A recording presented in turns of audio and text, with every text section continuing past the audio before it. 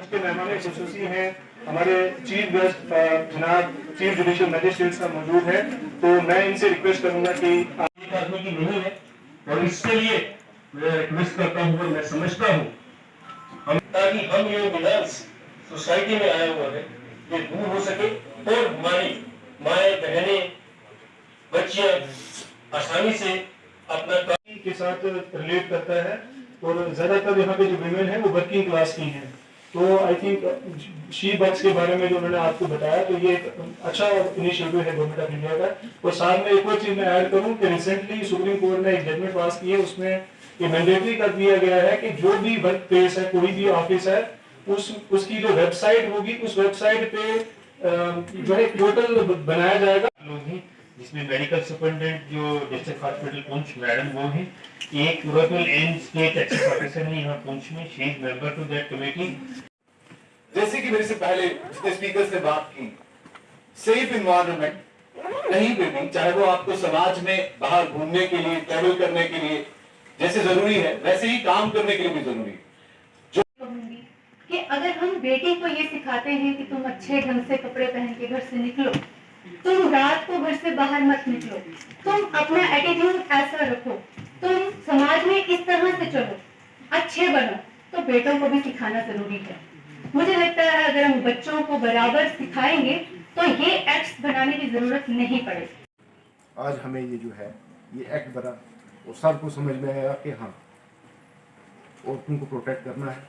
था छोटा इंसिडेंट था, लेकिन उस लेडी ने हिम्मत जताई, अपनी सैक्रिफाइस।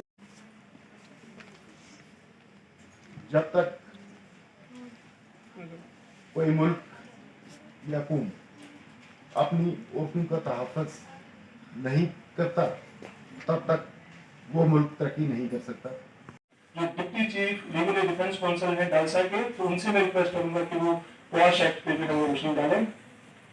आप सबका थैंक्स करता हूँ, थैंक यू। ये सब जगह पे रिस्पेक्ट इन सब की होनी चाहिए।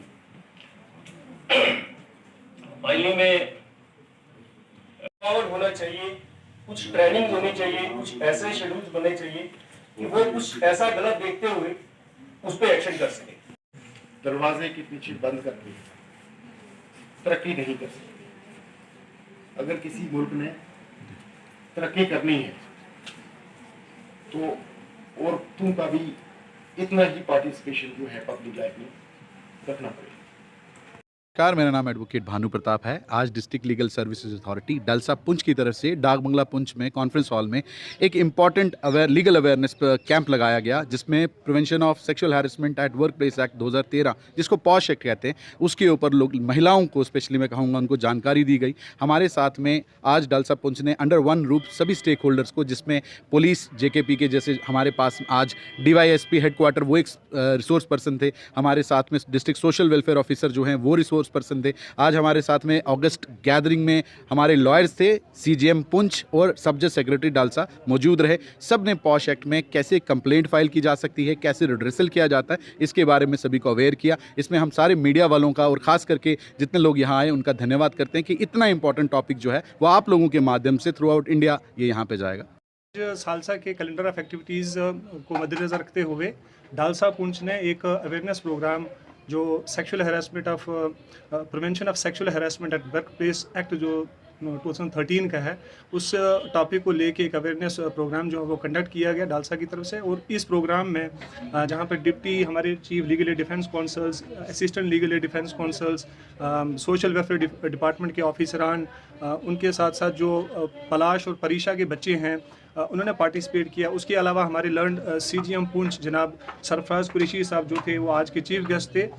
उनके अलावा district social welfare officer Poonch उन्होंने भी पार्टिसिपेट किया। और उसके साथ साथ DYSP हेडक्वार्टर पुंछ पंकज सुदन जी जो थे उन्होंने भी इसमें पार्टिसिपेट किया।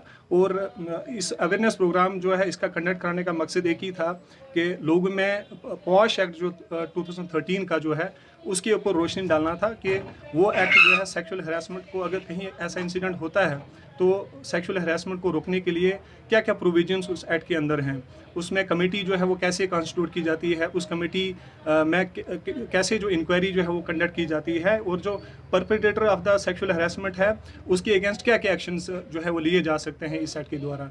तो आज के इस प्रोग्राम का कराने का यही मकसद था। Thank you so much.